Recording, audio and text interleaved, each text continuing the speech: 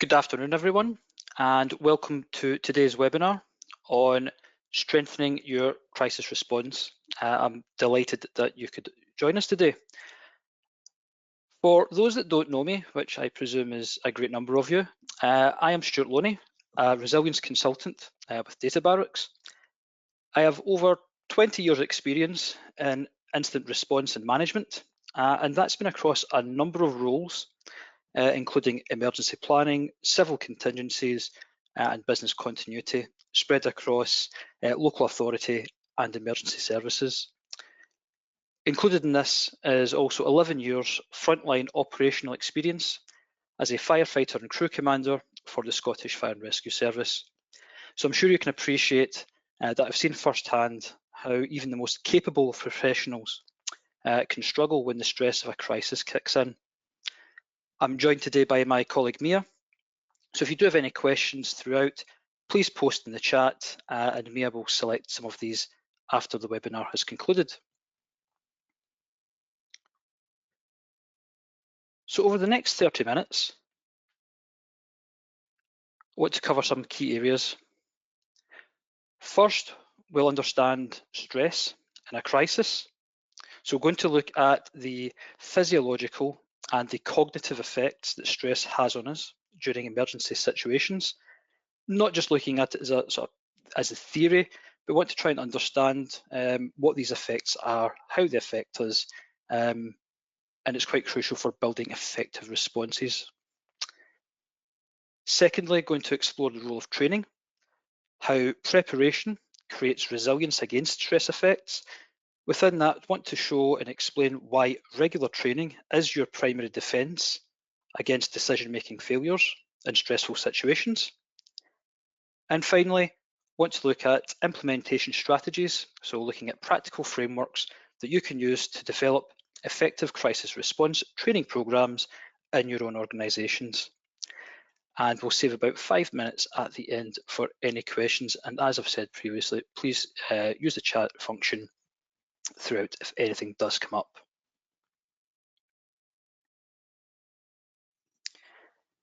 So first off, I want to start with some fundamentals and exactly what we mean by stress in the context of a crisis.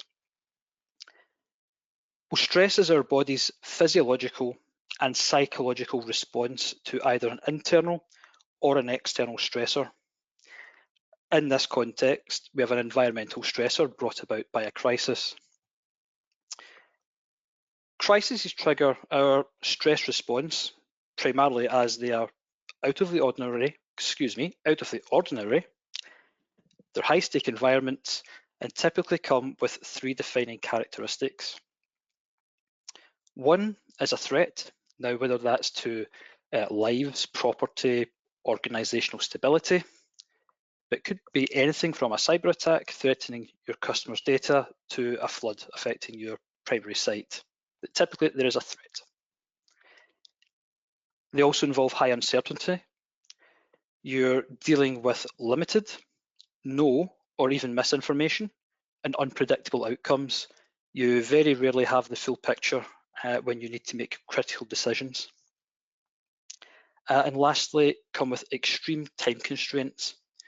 Decisions are often required quickly with minimal deliberation, and there's no luxury for lengthy analysis or committee-style discussions. A decision does have to be made very quickly. And these three elements do combine to create a perfect storm for stress-induced decision-making errors.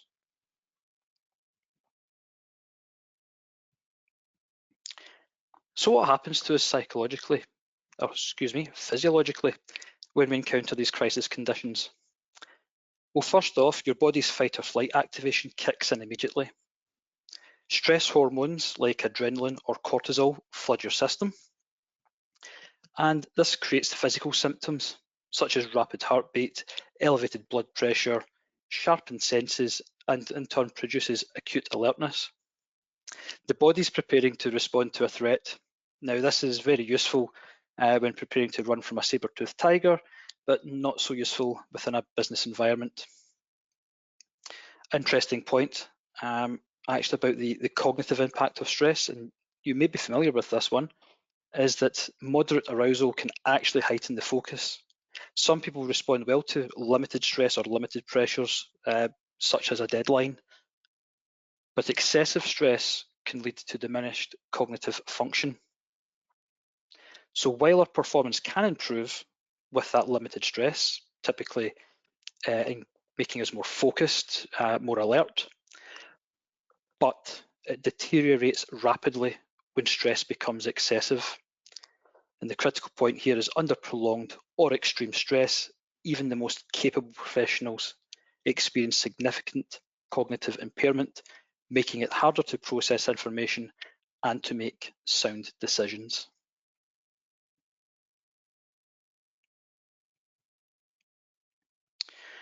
So I want to break this down a little bit further in terms of how stress affects our thinking. And there's three main areas of cognitive impact pertaining largely to crisis management. The first one being is memory effects. Stress increases our forgetfulness and decreases our decreases our short-term memory. It creates attention problems. We have difficulty focusing, creates tunnel vision where we become fixated on one aspect of a crisis or piece of information, while we either miss or completely dismiss other critical information, and we have trouble thinking clearly.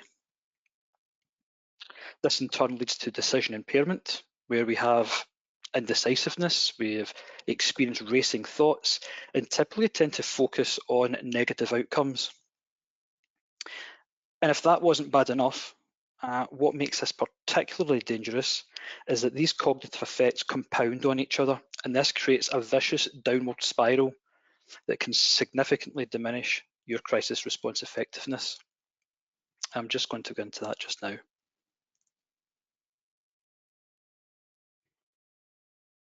So the stress response cycle, we start with our crisis event, a disruptive event that creates immediate pressure within us. As we spoke about, this creates or triggers that stress response. Our body begins to release the stress hormones, cortisol, adrenaline. It's preparing for fight or flight. This leads to our cognitive narrowing. Our attention focuses and it can create tunnel vision, which gives way to decision quality drops. Our rational thinking begins to give way to impulse or even panic. Creates a negative impact where poor decisions create more problems, which increases our stress further. And the cycle continues and often getting worse with each iteration. And breaking this cycle requires two things. It requires preparation in advance of an incident and also awareness of the effects of stress on not just you, but on those around you. I typically always refer to this, it's a team game.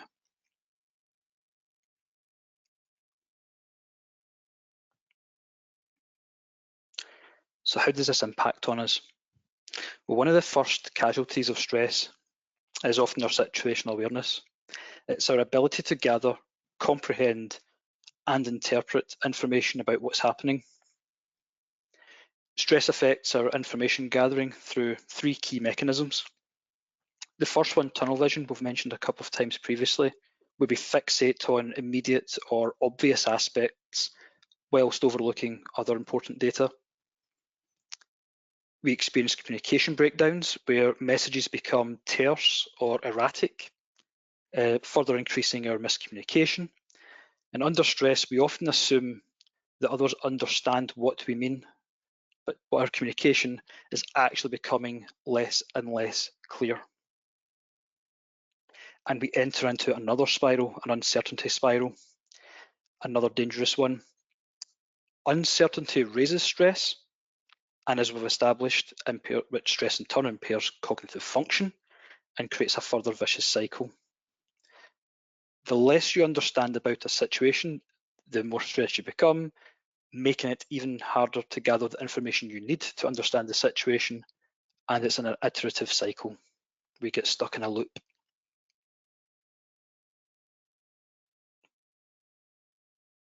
This in turn obviously has an impact on our decision making. And perhaps the most critical effect of stress on us. And this is typically shown in 3 areas. So the first is reduced cognitive capacity.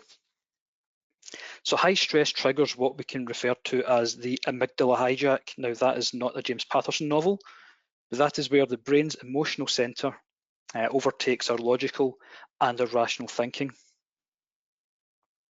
It severely impairs our ability to make rational and logical decisions. Under stress, we will default to habits. So people typically fall back on habitual or well-rehearsed behaviours rather than adapt to new information. Now, this is the brain's way of simplifying a situation.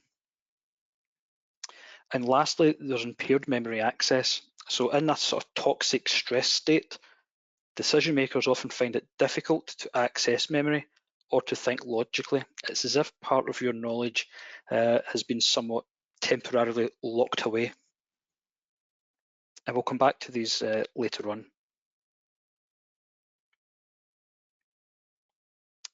Finally, high stress environments create a fertile ground for cognitive biases and decision-making errors. And these are just some of which I wish to highlight today. The first one being groupthink. So there's a pressure to quickly agree. It typically silences dissenting opinions.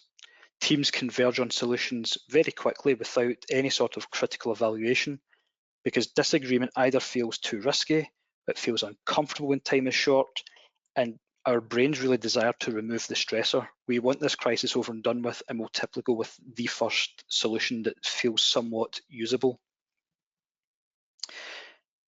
There's then confirmation bias, where we seek information that confirms our initial beliefs whilst ignoring any contrary evidence. Under stress, our brains are looking for reassurance, and we're seeking reassurance in familiar patterns. Tunnel vision, once again, it's an unhealthy focus on one element of the crisis. It's diverting attention away from other areas in the crisis that need particular focus. And lastly, wishful thinking. There's an irrational clinging to optimistic views despite evidence to the contrary. Typically, crisis leaders will delay hard decisions because we kind of hope that things will improve on their own, that the problem will somewhat go away and the situation will resolve itself. So any training that we do must specifically address these biases and these issues. So how do we counter and overcome these effects? Well, we can't fight it. The brain will win. It has millions of years of evolution working on its side. So what we need to do is we need to find a way to work with it. Work with the brain in this circumstance. Now, I told you we'd come back to this sort of point, but as we've learned, that people under stress typically fall back on habitual or well-rehearsed behaviours rather than adapt to information. So we're going to use that to our advantage. It does bring me to one of my favourite quotes, and it is contrary to popular belief, that you don't rise to the occasion, you sink to the level of your training. So regular, repeated and progressive training is the primary tool to mitigate the negative impacts of stress on crisis performance. So the key is, once again, regular, repeated and progressive training creates that pattern of behaviour, what's known as muscle memory, so that even when your conscious thinking is impaired by stress, your trained responses kick in, you perform well, you can still function.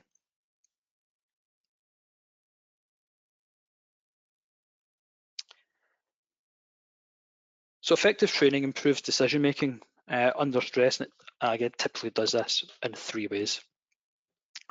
First off is practicing the processes. So teams learn to establish the situation, they learn to identify the issues, to generate and evaluate their options in a structured way, even when under extreme pressure. And this begins to become automatic through repetition. The application of decision models. So training will introduce simple frameworks. In this instance, I'll use the example of situation, direction, action that teams can fall back on during crisis. It's a really good sort of model to use, or any sort of decision model, because when your brain is struggling to think, having a simple framework prevents that decision paralysis. The brain has somewhere to go. It's a fallback process to use. And we can recognize decision traps. So team members become very quick at spotting whether they're falling into traps, like the biases like groupthink or tunnel vision. And it's that awareness allows them to self-correct in real time. So well-designed, scenario-based exercises force teams to practice making these quick, informed decisions in a realistic but controlled and safe environment. And it really drills into not just how to decide, but also what to do.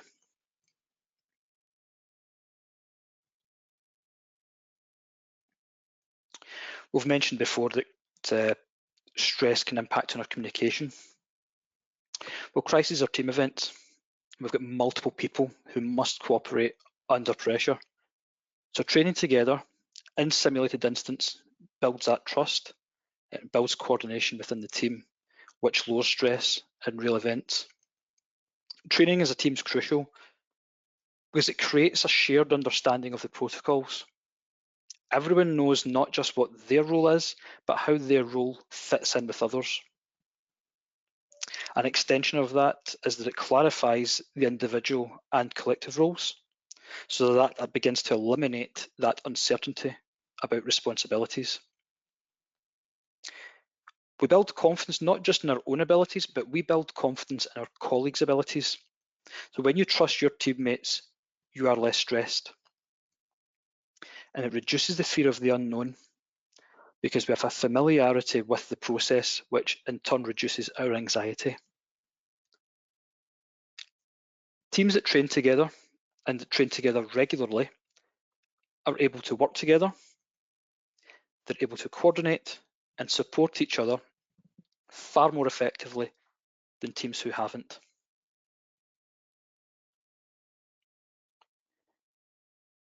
So training not only builds skills, but also greatly reduces the psychological stress experienced by a team in a crisis.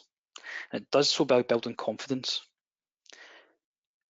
Reducing that stress obviously markedly improves our responses and it markedly improves our decision making.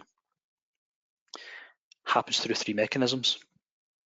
First off, we have a lower stress response. So trained individuals actually experience less stress. They experience that less arousal, as the medical term is, during difficult situations.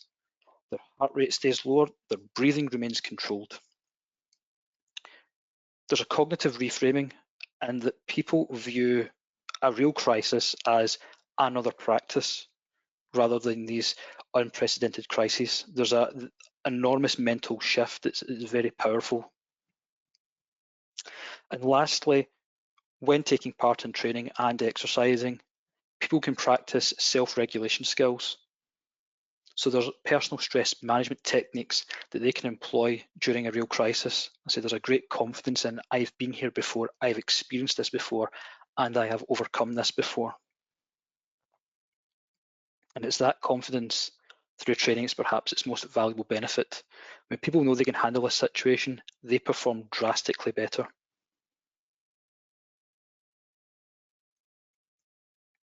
I'm going to keep up with some of the medical terminology that I've been using throughout. But yes, one of the most important concepts in crisis training is stress inoculation through progressive drills. So by starting with smaller, simpler scenarios and progressively increasing in complexity and in pressure, teams build up a tolerance and a resilience to that stress, much like a vaccine works in introducing small stressors, helping us to build our immunity. So we'd start with simple tabletop exercises, discussion-based scenarios with no sort of real-time pressure at all. We're allowing teams to think through the process. We're allowing them to work methodically and really allowing them to understand the process, to ask questions, to apply decision-making frameworks, and to use the plans and procedures that your organisation has. And we're able to do so in a safe and controlled environment. We can then build on this and we can progress to what I'll call here functional drills. We could make this a bit more realistic, introducing time-sensitive scenarios. In effect, these are tabletop exercises, perhaps with some live elements. So perhaps simulated media calls or system failures that are beginning to introduce a moderate pressure. Here we're starting to explore specific aspects of a crisis response. In my example I gave there, we're looking at crisis communications or an IT system failure. We're trying to go into more detail rather than remain broad. And the reason we're doing that is, again, more detail. We're starting to remove that uncertainty. How long does it take us to write a press statement, to get the data for it, to create the drafts for it? How long will it take us to recover our systems? What are the manual workarounds that we have that we can employ, and how long will that take, and how effective are they likely to be? Once we go into more detail on these things, we remove that uncertainty. And as we've explained before, it's uncertainty that drives that stress. So by removing the uncertainty, we are removing the stress. Excuse me. And finally, we advance to a simulation. Now, these are going to be complex scenarios with multiple challenges involving perhaps multiple teams that are working together simultaneously. We're trying to mirror as close as we possibly can the real life crisis. We're practicing the processes that will be used in a real incident in real time. Now, this stepped approach, this going from simple tabletop to functional drills to full simulations, is an approach, and it's used routinely by military, emergency services, healthcare, aviation, for example, to ensure that personnel can function well under extreme pressure.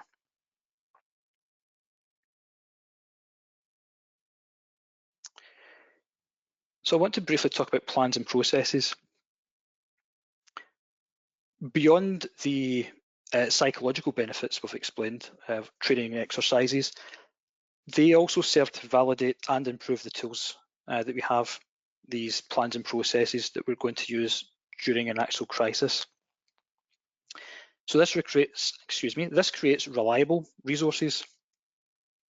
So emergency resources can be trusted in real events because they've been tested. We get a refined playbook. Teams are following established procedures rather than having to invent on the fly solutions to a crisis. And as we've explained, that can be very dangerous.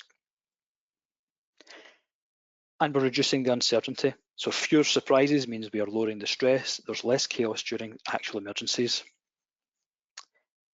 Conversely, not training can leave teams doubting their tools in a live event, which significantly amplifies the stress and reduces their effectiveness.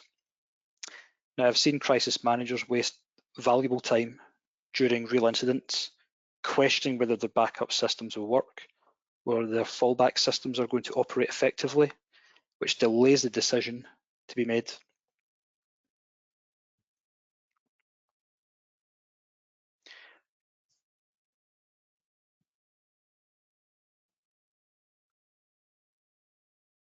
So lastly, I'd like to look at the sort of the more practical side. So how do you actually implement these training programs in your organization? I always like to say that building a resilient organization, it requires more than just plans on paper. It requires teams that can execute those plans and do so under pressure. Now, thankfully, it doesn't mean massive resources or extremely complex programs, but what it does require, and I'm going to sound like my personal trainer here, it requires consistency and commitment.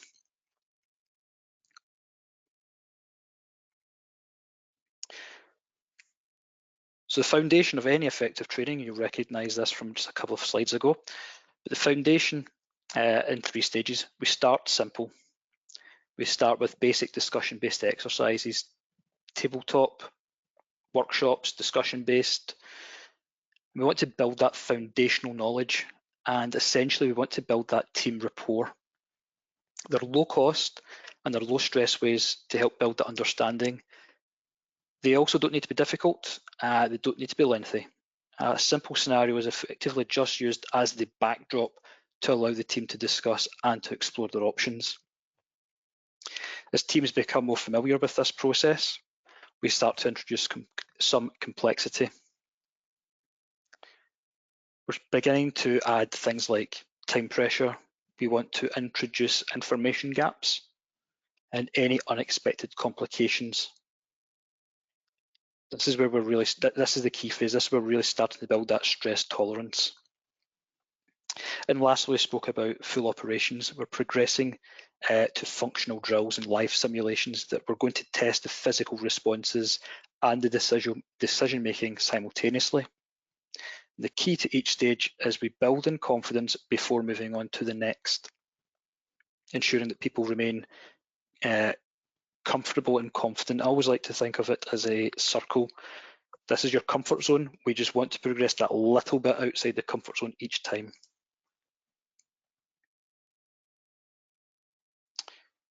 So how to do this? So one of the biggest mistakes I often see organizations make is relying on one big annual exercise or one big exercise every 3 years. Instead, what we want to do is to balance the frequency and the scope of these. So we're looking at regular mini exercises. Now these could be only 20-minute, 60-minute sessions held once a month, bi-monthly, quarterly, depending on your organizational needs. These are to focus on some specific components or scenarios. They're low resource. We could even only be single inject, such as you have lost a laptop, go, explore what happens there, what's the implications for the team. It helps to maintain our team readiness, and lastly, builds our muscle memory through repetition. Now, it's frequent smaller exercises. Anyone that does any sort of physical training will attest to, frequent smaller exercises are of more benefit than the single large exercise. But this benefit compounds when combined. So when combined with the comprehensive exercise held either annually, biannually, quarterly, again down to your organisational needs, we're building upon those many frequent exercises. We're testing response systems and the team coordination more thoroughly. We can involve more stakeholders across departments. We can identify gaps and interdependencies that smaller exercises don't capture. And furthermore, we validate the improvements from the mini exercises. I like to use a sort of football analogy here. I like to think of the mini exercises, that's the weekly training.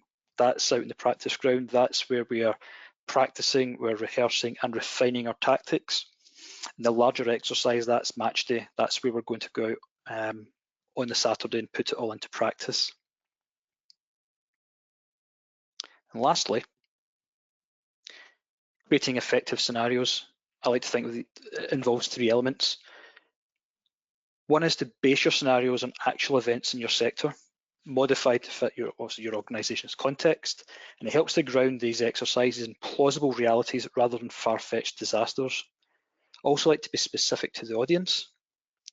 Now within that, I quite like ones that are specific to the time of year. Is there any particular risk that approaches at a time of year? So for example, using a refresher when it come into sort of high periods of disruption. If you're a manufacturing firm where you don't have the option to work from home, does winter weather cause problems? Transport disruption through snow and ice? A good exercise could act as a refresher prior to that disruption. Cold and flu season approaching, any sort of short notice staff shortages, we can practice in advance for this. Or if there's any work programs, regulatory reporting periods, high stress environments that are on a cycle, we can practice and rehearse these ahead of time. We can balance our pressure and manageability. So design scenarios with sufficient complexity to challenge teams, but again, not so overwhelming that participants engage. The optimal stress level for creating exercises and this sort of focus is we want to stress them enough that they don't shut down, stress them enough that they're challenged, but stress them enough that they're not shut down. So know your audience, not just their role, but what their experience and capability is. And incorporate realistic constraints, limitations like information gaps, time pressures, media inquiries, resource shortages, things that teams are likely to face in an actual crisis. And that's what makes this training transferable to real events. So the goal is to create scenarios that feel real enough to engage participants emotionally, but controlled enough to maximise their learning.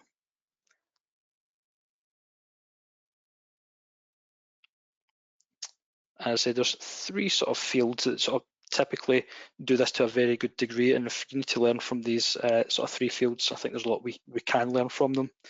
Aviation, healthcare, armed forces, emergency services that do frequent training, frequent exercises, and really challenge their people in these high-risk environments. They train hard so that the real event feels easy.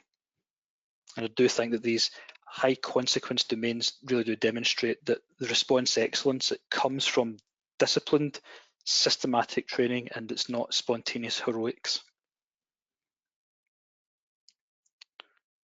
And lastly, some key takeaways.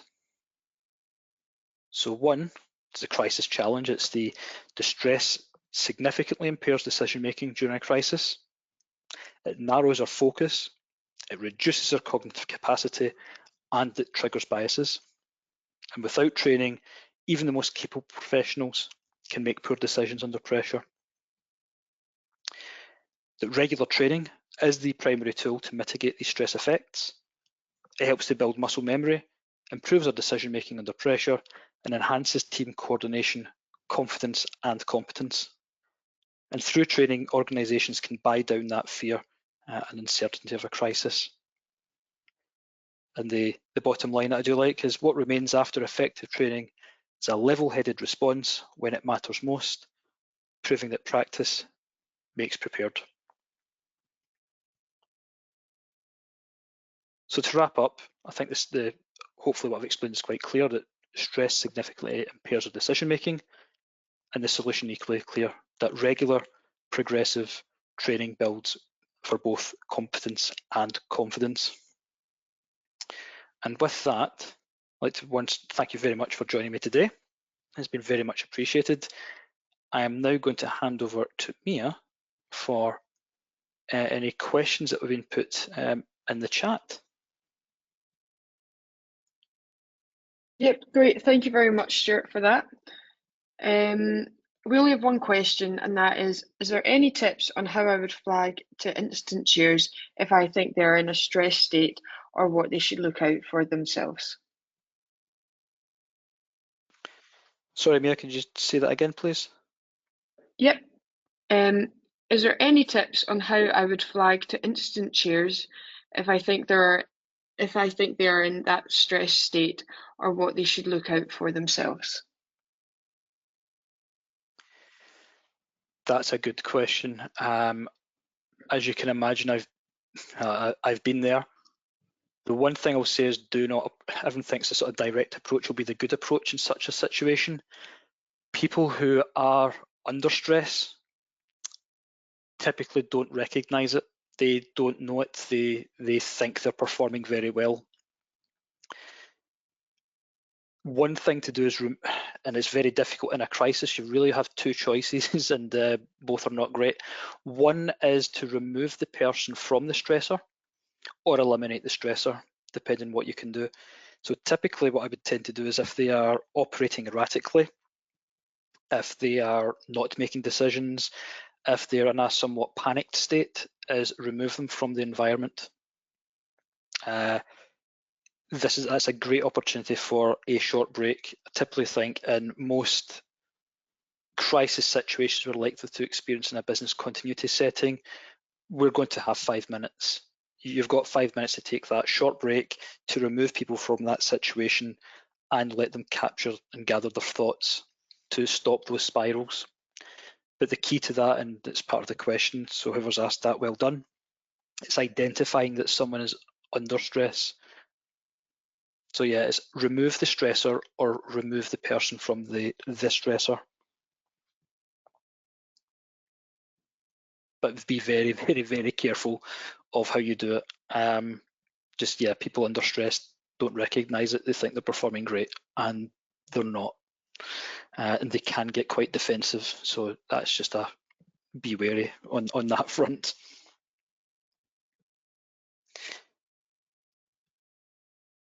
So Great, does that? thank you, Stuart. No. I'll So use. if anyone's No, I'll just further expand on that one, and I'll use my famous 3 words that I like to use for some plans, and that's span of control, which does prevent that stress, or it should prevent that stress in the first place, where you have an adequate span of control in your incident management framework. You are preventing stress from occurring. You're ensuring that there is a command structure put in place so that you're not dealing with the entire crisis on your own, that you have support in place. So please do check. I always like the span of control between 3 and 5 direct, either direct people you have to deal with or direct issues you have to deal with. Any more than that, and you're really creating a problem for yourself.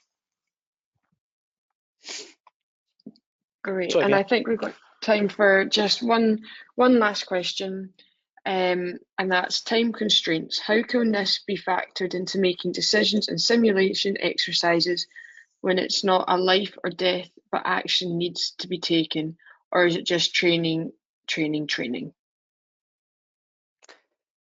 simple answer for that one is training, and more training, and it's speed. Speed comes with practice. So it's practice in a low stakes, low stress environment. Practice the process. As the process becomes more comfortable, people are sort of gain confidence in it. They even gain competence in that sort of process. Then you start to add in a little bit of pressure and see how they operate. But it's practice, practice, practice. The speed comes up with that practice. Eventually, what you'll find is your teams begin to operate those sort of frameworks, and begin to operate those procedures and implement them very, very quickly. But it's just, unfortunately, there's no real shortcut to it. It is just practice, practice, and practice.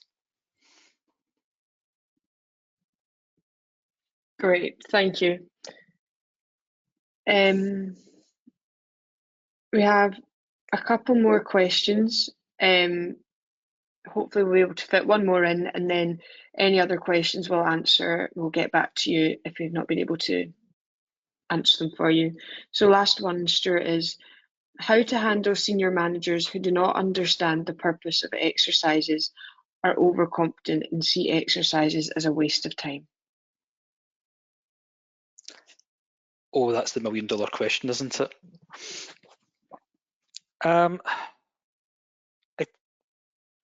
I would come back to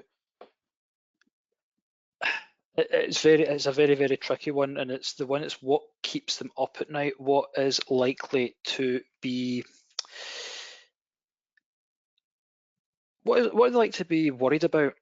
What are they like to be focused on? This is where I sort of come back to is there any particular time of year, for example, where there is it a quarterly reporting period? I used the example of sort of winter weather, cold and flu season, something like that, where we have a time of year approaching where there is a high risk. Now, in some universities, we obviously have A-level results day. There is the sort of induction week. Just is there any time frame where there's likely to be a period of high stress, where if something goes wrong, it's a house of cards it's going to knock down? Focus on that and position yourself as the solution to that problem. So it's not just an exercise for exercise sake. We're now going to do an exercise to practice a response, to refresh the company's responses, to even explore what our options may be in those sort of situations.